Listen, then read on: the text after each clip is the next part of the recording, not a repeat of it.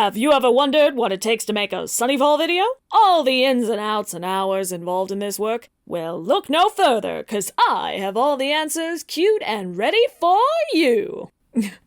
Okay, let's drop the faux advertiser voice now. I promised this video a while ago, and that day has finally arrived. I will say ahead of time that this isn't a tutorial for YouTube. At every step of this process, from script writing to audio to visuals and editing, you can find 100 people who are more experienced in it and put more effort into it than I do. The system I have is based on what I am capable of doing as a single individual every 2 weeks in the bits of free time I have outside of my job and charm work writing. With that said, let me take you through my process. The first step is actually one I tend to complete months or sometimes years before an episode comes out, and that is scheduling and choosing video topics. I have multiple documents across Google Drive and my Notes app where I keep track of video ideas for Sunny Spiels episodes, topics to discuss for charm work, and, of course, the Warriors release order that dictates which Trip Through Time episodes will be coming next. These lists are ever expanding, so whenever I'm speaking to friends about Warriors and think of something I want to discuss, whenever we get a new book announcement for the series, or if I'm contemplating aspects of charm work that I could share with you without spoiling too much, I write them up in these documents, along with a few notes about what I would generally want to talk about.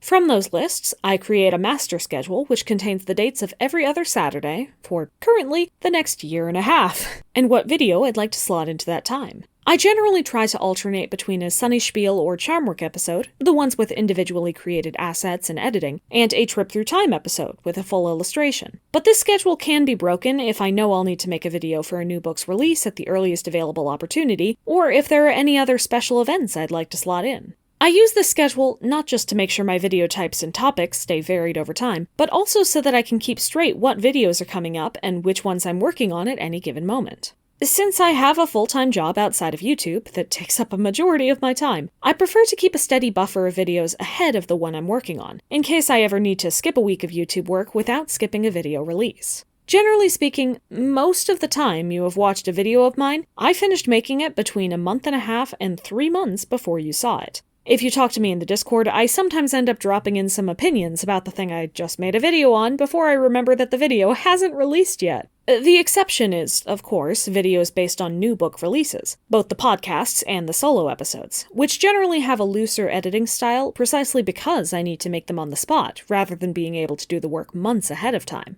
Once I do know what video I'm making, though, I can start on the real work, and the steps I take here depend on which type of video it is. I will begin with the Spiel-style episodes, as they were the first ones I began making when I started the channel. The first step in making a Spiels video is writing the script. Almost all of my videos are fully scripted, save for podcasts and streams, which are, of course, based on discussion instead. When working on a Spiel script, I will already have the topic down that I would like to discuss, and a few notes on what I wanted to say about it. I begin with a very quick bullet point outline of each point I'd like to cover, and make sure I know how the points are ordered or related to each other so I'll be able to transition between them. Once I have a solid outline, I begin writing. I expand on each point to ensure that people have the context and arguments to understand my points, connect each one to the next point, and add in comments with specific evidence to cite in the video, such as quotes, chapters, or characters that I reference or that help to prove my point. I try to keep my scripts roughly the same length overall to control how long they end up getting, but they have also been getting longer on average over time, as I've gone into subjects I have more to say about.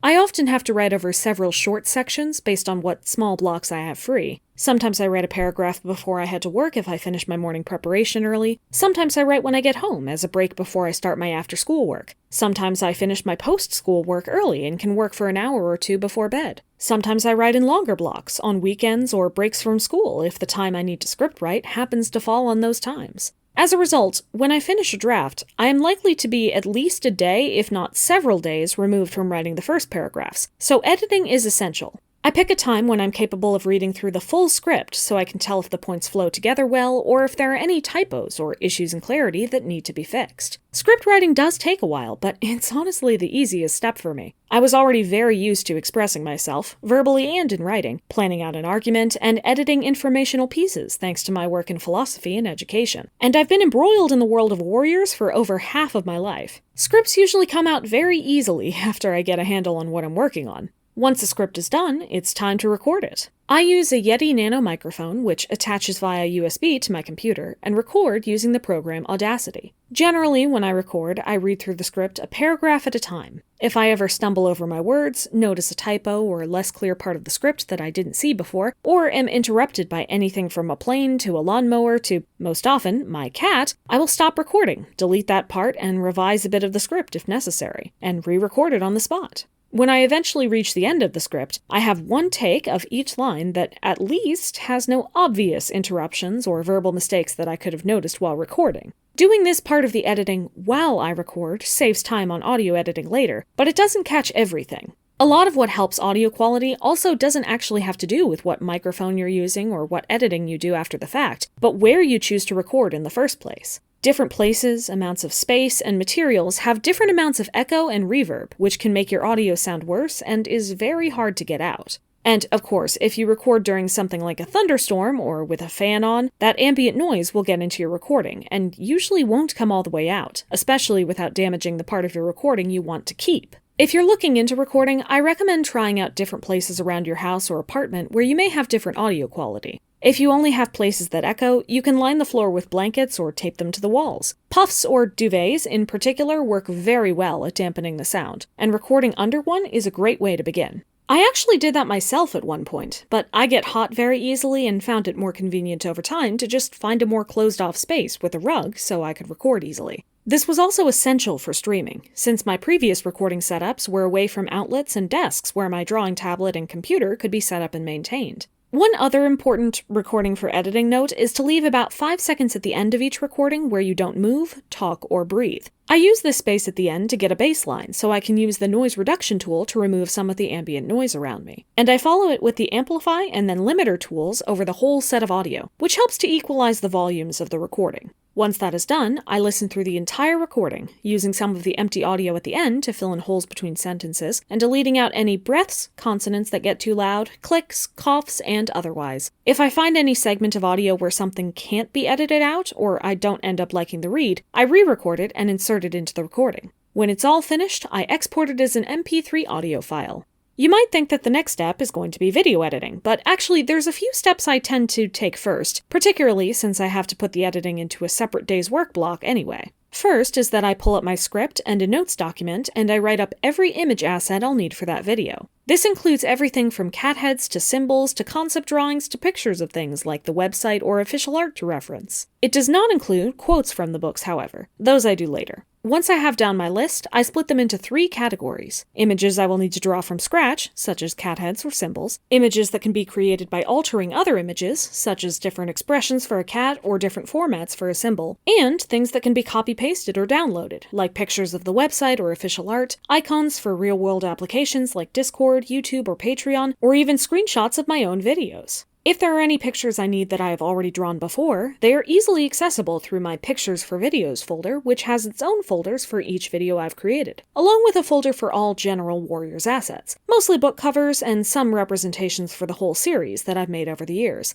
This list gives me direction when I eventually get into the art phase. Next comes a very quick but important piece, writing the description. Yes, I do it this early, since I will have just written the script recently and remember what I said about it. Once again, I have a folder dedicated to the descriptions for each type of video I have, and a description base that looks like this. The top I just fill in with whatever I'm thinking about in regards to the topic, after having delved into it for the script. If it's a Trip Through Time episode, I have to come back to this description later to fill in the cats I will end up drawing in the illustration. And if it's an episode where I will be using different chapters, I fill in some of the description while doing audio editing, so I know when we move from one chapter to another. If you're uploading to YouTube, just remember to format it like this and start with the 000 time, and it should work automatically. With the description complete, it's finally time to move into the editing process. I edit in Final Cut Pro, and begin by making a full version of each Spiels episode with nothing but the background, Sunnyfall poses, and outro, before I start drawing anything. Mostly to break up the long editing process, but also so that I can get the time for audio and visual switches locked in before I have to worry about the more creative asset editing process. For pose editing, I begin by putting down the MP3 audio file, then the background, then the outro at the end, with the ending song stretching out before it. And then I narrow in on the audio from start to finish and add in poses from my Sunnyfall poses folder.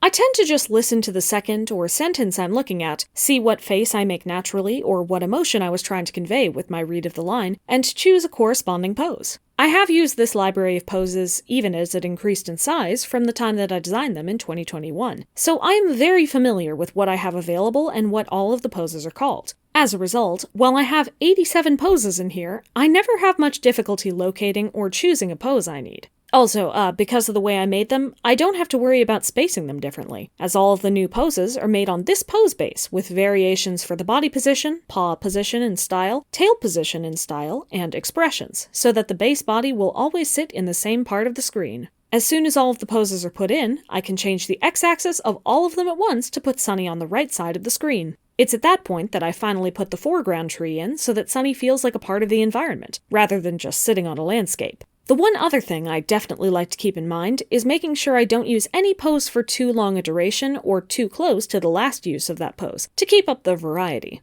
I also do my best to avoid long sections where I only use upright or forward or curled tail or basic tail poses, again, just to ensure some variety as you watch. This is usually the halfway mark for me. All of that work is done in the first week of a video's production, and the remainder is done in the second week. I start off with drawing the assets that I listed earlier. I use Clip Studio and my Canvas Pro 16 tablet for this and work through as many as I can in one sitting, since I can't do the work anywhere other than at my desk, where my drawing tablet is. I have an existing setup for cat heads with some of the general shapes I use for different cats so that I can keep every cat head roughly the same size for use in videos. And when it comes to symbols, I use both drawing and vector shapes to make them smooth and recognizable. You've all seen me draw plenty of times before though, so I won't focus too much on this one. One thing I usually do while working on the asset drawing is making the thumbnail. I have another folder and thumbnail base for each type of video that I make, and for the Spiels episodes, that means I have the background of my videos set up on a smaller scale, ready for me to add the elements to.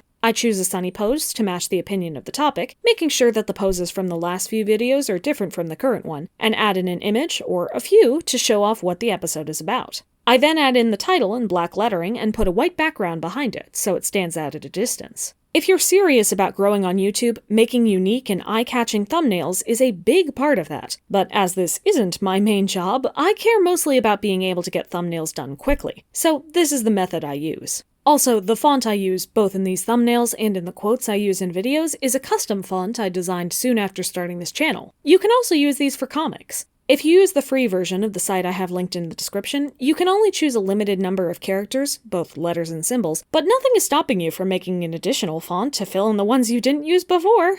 Once all of the drawing is done, I begin editing the assets in. For each second, or half second, or 5 seconds of the video, I have to drag in one or more relevant images, either from the ones I just drew, or from assets I have made before that are relevant to the moment. I use the X and Y coordinates, sizing tools, and sometimes opacity and color controls to align everything where I want it and make sure it looks how I need it to. At some points, I will also add in transitions or effects onto the images to give a specific effect. And if there's a custom effect you use most often, you can save it for easy use later, like my dead effect for cat heads that I want to quickly mark as dead. When I need to add in a quote or any other text on the screen to augment my voice, I use a text tool with my custom font and put in an outline around it with this tool to help it stand out from the busy background. By and large, I stick to static images and text for my editing and just change them frequently enough to stay visually interesting. But I do sometimes use keyframes, something you can look up how to use in your particular program, to move images around or especially change their opacity or size as I make a point.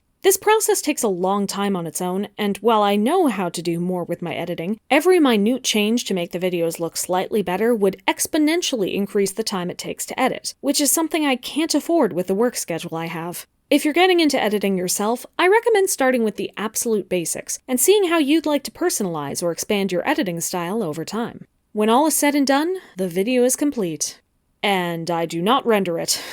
Not for a while, anyway. As I mentioned earlier, I usually make my videos far in advance, so I wait until the weekend before a video comes out to start the upload process. This is because there is one step left before a video is complete that needs to be up to date with a video's actual release time, the end card. Patrons who pledge either $5 or $10 get their names in the credits of my videos. So when a video is about to come out, I go into Patreon to see what the current list of patrons is and write them up in the end card. At that point, though, I can render the video, which usually takes between 45 minutes and an hour and a half, and begin the upload. I open the description document for the episode ahead of time, as well as the script for the episode, and if there are any places where I needed to add an iCard, or link to other videos at specific points in the current video, I left those for myself at the top, with a quote of the exact place in the script I want to put that iCard, so it will be easy to find. I upload the video, put in the description and tags relevant to the subject, add in my ending song as being licensed for the video, add in any iCards needed, and schedule it for the following Saturday. When the upload is complete, I can then have it auto-time the script to the video to make subtitles, and give them a quick check-over to see that they did a good job. This is one of the reasons that having a complete script makes the process so much easier. Then I upload the video again, this time with none of the extra steps, and make it unlisted rather than scheduled so that I have a version to share with Patreon on Tuesdays. As long as nothing went wrong, by either Sunday or Monday night, I have a complete video ready to share with the world that week.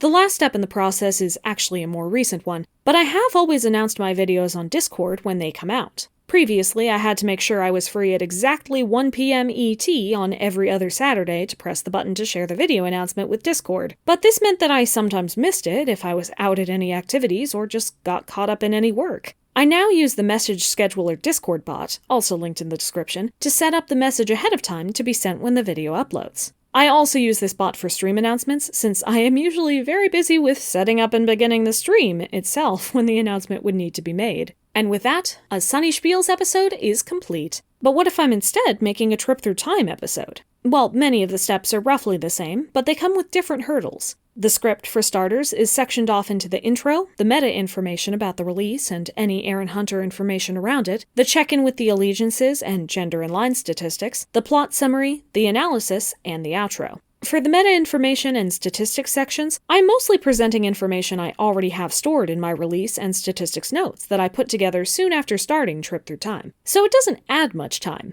But the plot summary before I get into the analysis requires me to read through and take notes on the book I'm covering, and particularly pointing out trends, character arcs, connections to other books, or individual moments that I want to discuss further in the analysis section. I usually end up writing pieces of the plot summary as I take notes, and then writing the analysis after the fact. The final piece is the intro and outro, as they require more intimate knowledge of the book in question, along with what I am going to say about it. Otherwise, the process is roughly the same. Recording and editing audio is an identical process, save for Trip Through Time episodes being, on average, longer than Spiels, and thus taking longer. But the next steps are very different. First, instead of listing a group of assets, I go through the book and find a group of, usually, underrated but interesting moments that I could illustrate. Or, if I'm covering a manga, a set of pages I could redraw. I gather up 4 to 6 of them and put them up on Patreon for people to vote on which one I do. I write up my description based on which cats will be involved in that moment or page, and while I wait for the vote to finish, edit the base visuals with just the audio, background, for the zoom at the end, and the frame I put around the video.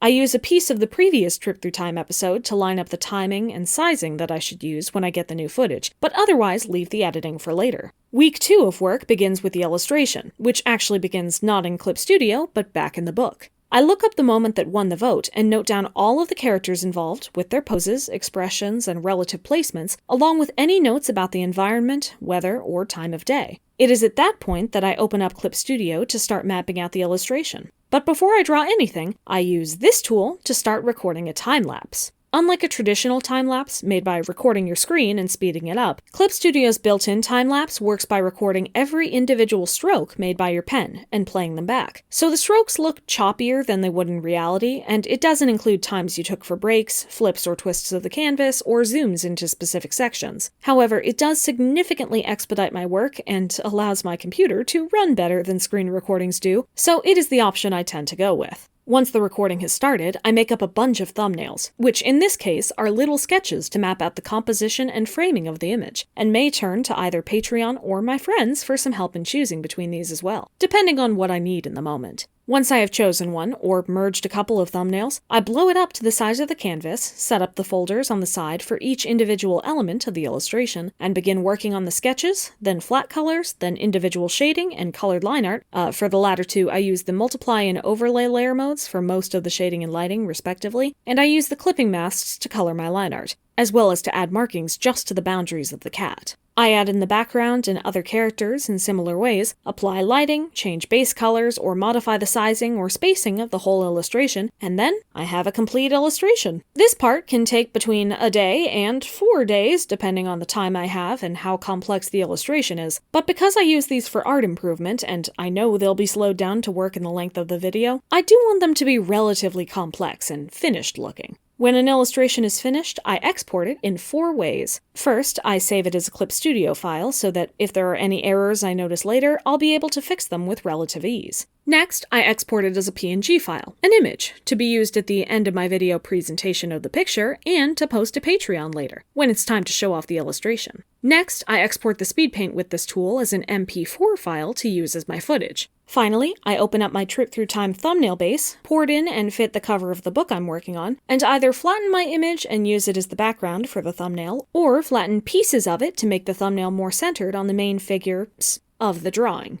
With the drawing complete, I head back into Final Cut Pro. Editing Trip Through Time episodes is significantly quicker to do than editing Sunny Spiels episodes, which is good because the drawing time is significantly longer. For Trip Through Times, I start by going to the end and putting the finished image on. For most books, I have a 3-second zoom of the image with a keyframe on either side to mark the change in size, and finish with a 2-second still image so you have time to look at it right about as I say the last words of the episode, of our trip through time. If it's a manga, however, I instead zoom all the way in and scroll from the top to the bottom, and then transition out to the whole image, since they are vertical and don't fit into the screen naturally. Manga Trip Through Time episodes require more time fiddling with the time-lapse footage as well. I cut the video into sections based on which panel I am working on at a given time, and zoom in as much as I can to those panels unless I am working on the whole piece, such as during the initial sketch or the drawing of the background frame. Once that work is done, though, I fuse it back into a single video clip and do the same with it as I would with a regular piece of footage. Find the length of the video up until the scroll at the end, using the time the frame is on screen, and change the duration of my footage to match it exactly. Save for adding the original manga page on when I mention it in the episode, if I'm doing a redraw, the editing at that point is just about done. The video is then uploaded, just as with Spiels episodes, and with that, all of the work is done.